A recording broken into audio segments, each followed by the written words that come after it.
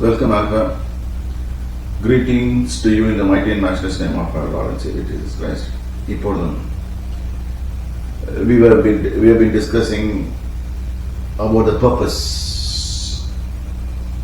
இப்பொழுதும் அத ஏசாயா புத்தகத்திலிருந்து இயேசுவானவர் தன்னை குறித்ததான நோக்கத்தை எப்படி வெளிப்படுத்தினார் என்பதை வாசித்து that's how we have to right. இப்போ படிச்சோம். Then authority in the kingdom of God, அதை பத்தி பார்க்கணும். இப்போ அதுதான் we are going to see. Not only healing, it's a something financial prosperity also it will come. அதை பார்க்க போறோம். லூக்கா 5ஆம் அதிகாரம்.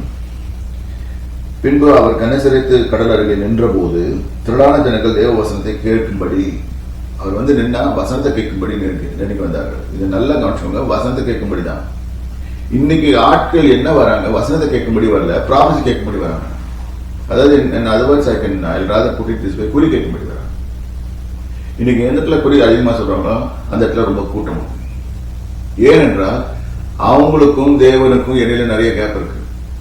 இதனால அவங்களுக்கு தெரியல தன்னுடைய பர்பஸ் என்னன்னு, அவங்க தேவனை பற்றியும் புரியல அவங்களுக்கு. அதனால இந்த மாதிரி குறி கேட்க போறாங்க. நான் இந்த வார்த்தையை டெலிபரேட்டா தான் சொல்றேன். It's not prophecy. ப்ராஃபஸின்னு சொன்னா பின்னால் நடக்க போறத சொல்றது. Word of knowledge will tell what is we are having in our heart. நிறைய பேருக்கு இது தெரிய மாட்டேங்குது.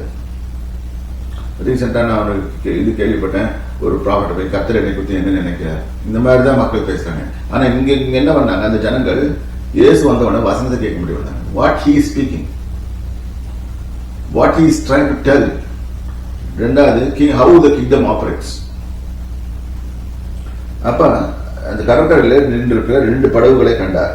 இந்த இடத்துல அவர் பார்க்கிறார். மீன் பிடிக்கிறவர்களாக அவர்களை விட்டு இறங்கி வலைகளை அரை செய்தார். தட் மீன்ஸ் அவங்க ட்ரை பண்ணிருப்பாங்க, அந்த இடத்துல மீன் கிடைக்கல, அதனால அதை அலசி கொண்டிருப்பார்கள். Final act of fisherman. அப்பொழுது படகுகளில் ஒன்றில் ஏறினார். அது சீமோன் பேதுருடையதா இருந்தது. சீமோனுடையதா இருந்தது.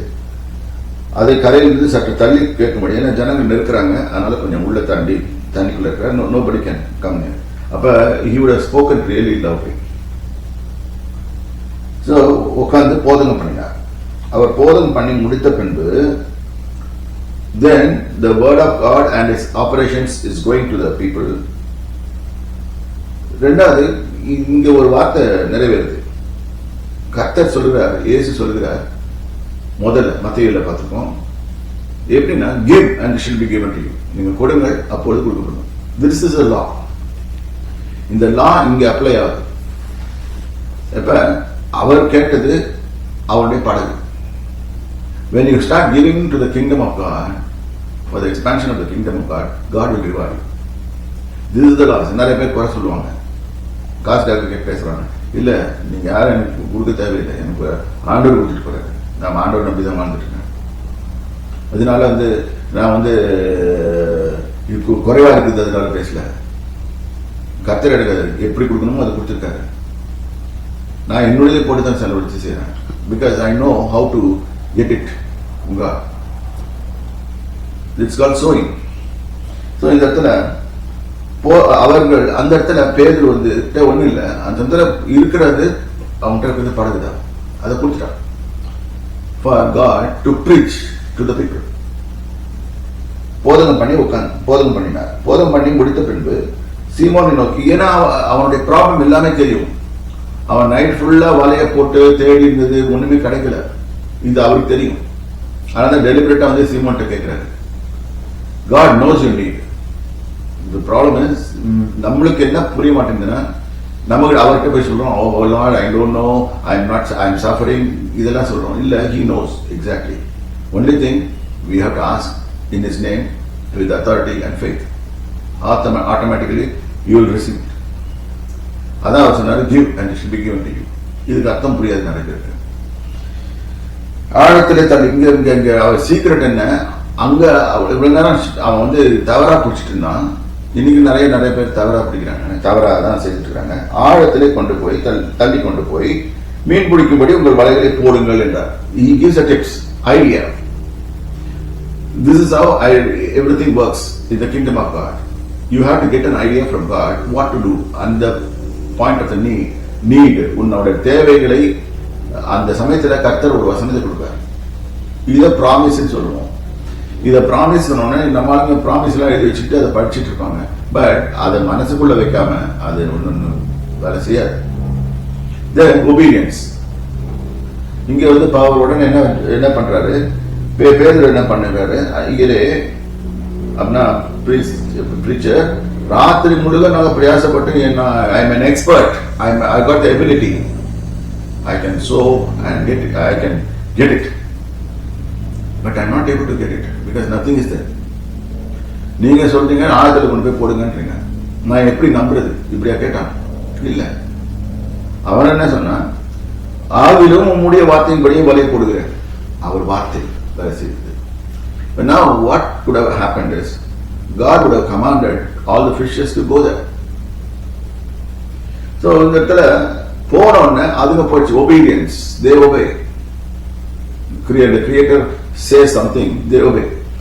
அந்தபடியே அவர்கள் செய்து தங்கள் வலைகள் கிழிந்து போகத்தக்கதாக மிகுதியான மீன்களை பிடித்தார்கள். Simon Peter was an expert fisherman. Now he is shocked. This is how the kingdom operates. நீ நிறைய காரியங்கள் lot of things management guys என்றாலும் சொல்றாங்க. ஆனா அந்த management guysக்கு நிறைய புரியாத காரியம் உண்டு. How to get things from God. They would have studied in big business schools எல்லாம் படிச்சுட்டு வருவாங்க. It won't work. But the kingdom operates. அதில் தான் வரப்போகுது. Okay. We have to balance the thing. What the word of God says, yes, அவங்க சொல்றது நிறைய உண்மை இருக்கு. economics எல்லாம் நல்ல வேலை செய்யும், இப்படிதான் செய்யுது. ஆனா வந்து கிங்டம் ஆபரேட்ஸ் அவங்களுக்கு ஃபுல்லா புரிய மாட்டேங்குது. இப்ப என்ன ஆச்சு, அப்பொழுது மற்ற வலைகள் கிழிந்து போகத்தக்கதாக மெதியாக மீன்களை பிடித்தார்கள். நிறைய மீன்கள் வந்துச்சு. இப்ப என்ன பண்றது, இந்த மீன்களாம் இழுத்து போனது பார்க்க படம் தூங்கி போடும். அப்பொழுது மற்ற படகுகள் இருந்த கூட்டாளிகள் வந்து தங்களுக்கு உதவி செய்யும்படி சைகை காட்டினார்கள். அவர்கள் வந்து 2 படகுகளும் அமிழத்தக்கதாக நிரப்பினார்கள். இங்க ஒரு காரியத்தை சொல்ற, 2 படகு மட்டும் இல்ல, அதுக்கு 400 படகு வச்சுன்னா 400 படகு இருக்கும். We limit God. We always complain, grumble when we ask. Don't do all the things. Don't waste your time complaining and grumbling and Lord, just tell him. He knows what to do. Use the authority what he has given. அந்த authority use பண்ணும்போது அவர் கொடுக்குற வார்த்தையை எடுத்து பயன்படுத்துங்க. இதை விட்டுட்டு நம்ம போயிட்டு எதோ செய்தா ஒன்னும் நடக்க போறது இல்லை. ஸோ உடனே 2 பேர்லாம் நிரப்பினான. Reaction of Simon Peter was, அவர் பாத்துல வந்து விழுந்துட்டான். ஏனென்றால் அவருக்கு தெரியும் அந்த இடத்துல மீன் கிடையாது. இவர் சொன்ன உடனே மீன்கள்லாம் வந்துச்சு. அப்ப அவர் எது கட்டளையிட்டா எதுவும் நடக்கும். This is how kingdom of God operates. So அவர் கட்டளையிட்டா நடக்கும். இன்னைக்கு நம்முடைய வாழ்க்கையில இது சேம் திங். அவர் கட்டளையிட்டா நடக்கும். நம்ம புறம்பி தள்ளுறோம். இதுக்கு certain we have to study about the kingdom. So இந்த இடத்துல 2 படகுகள் அமைப்பு பாவி. நம்ம இந்த இடத்துல என்ன சொல்றோம், நான் பாவியான மனுஷன் என்ன பேசுறோம் சம்டைம்ஸ் தெரியாது. நிறைய பேர்கள் அப்படிதான் ஜெபம் பண்றாங்க. Oh God, have mercy on me. I have done this thing. I am suffering like this. அவருக்கு நல்லா தெரியும். Out of ignorance, you people suffer. இது நல்லா புரிஞ்சுக்கிட்டு அவனும் நம்மள மாதிரி தான் இருந்தாரு. பேதரும் நம்ம மாதிரி தான் இருந்திருக்காரு. அதனால பாவியான என்னை விட்டு போக வேண்டும் என்றார். திரளான மீன்களை பிடித்தது நிமித்தம் அவருக்கும் அவனோட யாவருக்கும் பிரமிப்பு உண்டான ஆச்சரியப்பட்டான். It is not possible. நேற்று நைட் தான் போய் பார்த்தோம், இல்ல அவ்வளவு மீன் வரதுக்கு சான்ஸ் இல்ல.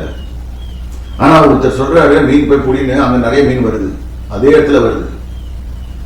அப்ப God can order something into our life which was non-existing. So he calls the non-existing thing into existence. இது நல்லா புரிஞ்சுக்கோங்க. இது தெரியாம நம்ம புலம்பி ஜெபம் பண்றதுல ஒரு பிரயோஜனம் கிடையாது. நீங்க எல்லாம் ஜெபம் பண்ணிட்டு இருப்பீங்க, டைம் வேஸ்ட் பண்ணாதீங்க. Life is very short. நம்மளுக்கு அதிகமான வருஷங்கள் கொடுக்கப்படவில்லை. 80, 90, 100 தான். நம்மளுக்கு 1000 வருஷம் கொடுக்கல ஆண்டவர். அது ஒரு காலத்துல வச்சிருந்தாரு. பிகாஸ் மனுஷனுடைய பாவங்கள் அதிகமா இருக்கு, அது குறைச்சப்பட்டார். அப்படிதான் சொல்லுது. மனுஷனுடைய அக்கிரமங்கள் மீதினாலே வயசை குறைச்சிட்டாரு. அந்த காலத்தில் 120 இப்ப அதிகம் குறைஞ்சு போச்சு. So we have to study the system, how the kingdom operates. இது தெரியாம நம்ம ஒழிக்கிறதுல அர்த்தம் இல்ல. நீங்க என்னதான் கதிரிக்கிறீங்க. இது மாதிரி நானும் கேட்டிருக்கேன் ஒரு காலத்துல. ஐயோ ஐயோ ஐயோ சொல்றத செய்யுங்க. அவர் சொல்றத உடனே implicit obedience will fetch you the result. So பண்றாரு. அவர் என்ன சொல்றாரு, நீ பயப்படாத, ஒரு மனுஷனை பிடிக்கிறேன். இப்ப now God changes his அவனுடைய ஃபியூச்சரை மாத்துறாரு. இதெல்லாம் மனுஷனை மீனை பிடிச்சிட்டு இருந்தேன், இப்ப மனுஷனை பிடிக்கும். சோ இந்த இடத்துல நல்ல மனுஷரை பிடிச்சிட்டாரு. அப்ப எல்லாத்தையும் விட்டுட்டு பின் பண்றாங்க. ஏன்னா அவனுக்கு ஆச்சரியம், நான் திருப்பிலா கஷ்டப்பட்டேன், இவர் சொல்றாரு கேட்கிறேன். இப்ப அப்ப அவர் சொன்னா நிச்சயம் நடக்கும் அப்படின்னு ஒரு ஆளை நம்பிட்டோம்னா நிச்சயமா அவர் பின்னால் போவோம். இன்னொரு வார்த்தையை படிப்போம். இப்ப லூக்கா 9 இந்த ஒரு கிங்டம் லா பாருங்க. பின்பு அவர் எல்லாரையும் நோக்கி 23 9:23 எல்லாரையும் நோக்கி, ஒருவன் என்னை பின்பற்ற விரும்பினால் அவன் தன்னைத்தான் வெறுத்து தன் சிலுவையை அனுதினமும் எடுத்துக்கொண்டு என்னை பின்பற்றுகிறவன் தன் ஜீவனை விரும்புகிறவன் அதை எழுந்து போவான். இது சொன்ன உடனே நம்ம ஆளுங்க வேற மாதிரி அர்த்தம் முடிச்சுக்கோங்க. அதாவது அவர் என்ன சொல்ற, don't follow your ideas, you follow my ideas. அதுதான் இன்னைக்கு நிறைய பேர் டைம் வேஸ்ட் பண்றாங்க. Time is very essential. So இப்ப இயேசு குருடனை குணமாக்கும் போது நீ போய் குருடனுடைய கண்ணில் மண்ணை சேற்று எச்சில் போட்டு அதுல இருந்து சேறு உண்டாக்கி அவன் கண்ணில் தருவாரு. How it is possible? Then அவங்ககிட்ட இன்னொரு சொல்றாரு, அவங்க குருடனை சொல்றாரு, நீ போய் சீலோவன் குடத்துல கழுவு. This is the operation of healing.